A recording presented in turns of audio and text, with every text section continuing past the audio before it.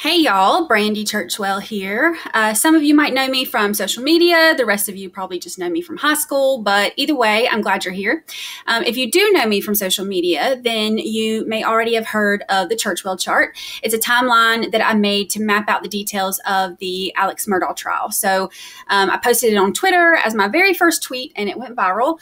I think when Fitz News interviewed me, I even said something about it being my first tweeter, which is why my kid told me I'm not cool enough to be on Twitter in the first place. But I digress. Anywho, the last couple of weeks, I've had a ton of requests to put my ChurchwellChart on YouTube. So here I am, learning the tube. Let's get started. If we look at the top of the chart, there's nothing too exciting going on in the morning hours. If you'll remember, Alex and Maggie were at a baseball tournament over the weekend and came back Sunday evening. They even stopped to take some Krispy Kreme donuts to his mom and them. So Monday morning is where we start. So Maggie's up and about. She leaves for the beach house in Charleston. Alex stays in bed later. Blanca gets there. When he does get up and get ready to go to work, she fixes the collar on the infamous seafoam shirt before he leaves for work around noon. So on the way to work, he makes some phone calls. When he arrives, he's actually there for 17 minutes from the time there's kind of a gap from the time he puts his car in park to when his key card actually shows him entering the door.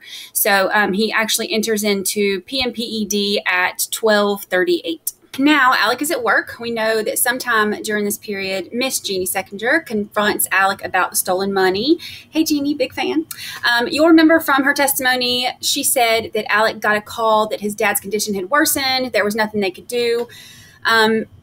But here's the problem. According to the data, there were 2 texts that were sent to the group chat about his dad, but both of them basically said the opposite, that Mr. Randolph, he was going into the hospital, but the doctor said that he thinks it was just pneumonia, which he said is much more treatable. But regardless, Alec has now shifted from being in the hot seat to having sympathy. Later in the afternoon, Miss Jeannie gets a call from Alec asking about his 401k because he said he's working on the boat crash case. Of course, she thinks this is strange because the whole reason that his confrontation ended was because he was supposed to be leaving because of the news of his dad. So she was under the impression he was going to be with his dad and the family. So Alec ends up leaving work earlier than usual, about 5, except for that he doesn't.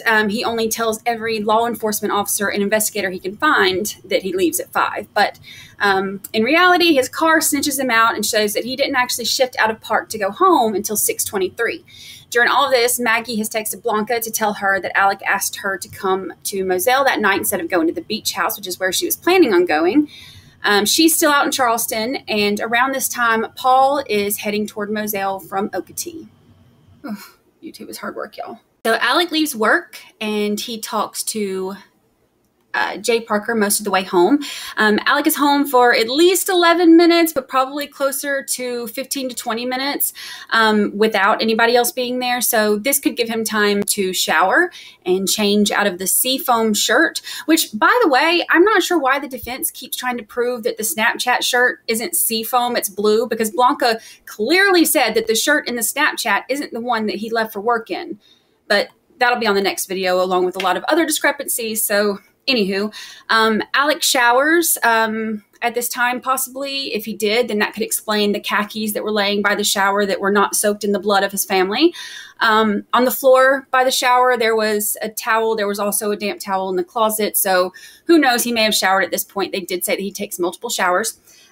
He changes into the Snapchat outfit at this time and gets ready to ride around. Now, if Alec is the killer, then this time would be the opportunity for him to prepare whatever it is he's going to need for later, like a plastic bag with a change of clothes or shoes, for example. Paul arrives home during this time, and soon he and Alec are out riding the property. This is when he takes the infamous Snapchat tree video, and they also spend some time in the caretaker's cabin, and you guessed it, the kennels. So now Alec has told investigators that he and Paul rode around in the black truck and the white truck. Paul's truck had been in the shop since Friday, and his guns, a Benelli 12 gauge and a 300 blackout, just so happened to match the murder weapons. So coincidentally, Alec also makes sure to tell anyone who will listen that Paul leaves his guns everywhere. though Mr. Dale was just there earlier and testified that there were no guns left out at that time. But regardless, Alex seems to want to make sure that everybody knows that Paul leaves them around everywhere. So just because he was killed with his own weapons doesn't mean it was Alec. Nothing to see here. So there are also some discrepancies in Alec's story during this part too. Shocker, right?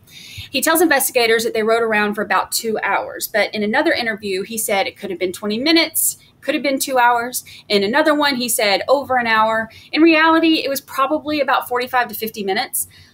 He also said Maggie was home when they got back, but that wasn't true either. So either way, this ride around gave Alec a chance to stash whatever he needed for later, you know, if he did it.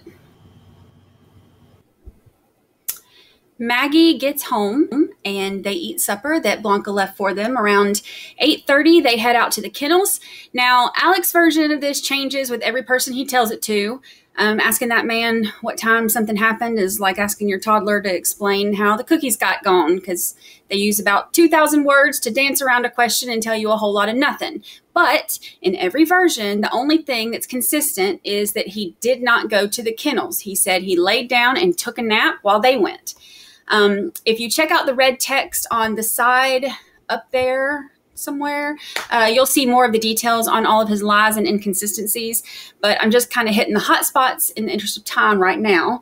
At 8:44 and 49 seconds, Paul records a video at the kennels. In the video, you can clearly hear the audio of Alec's voice. Now, this specific part isn't just another discrepancy or lie. This is the lie. This means that Alec was at the kennels with Paul and Maggie just minutes before their murders. Well, thank you for watching. This is part 1. I will try to do a part 2 tomorrow. Everything around the murders and past that gets really detailed, especially with all the GM data. So I'll try to do a second video for that. Thank you for watching. And if you could just like or heart or share or subscribe or whatever y'all do in this neck of the social media woods. And if you want the full detailed version of the chart, it's available at brandychurchwell.com. Thanks.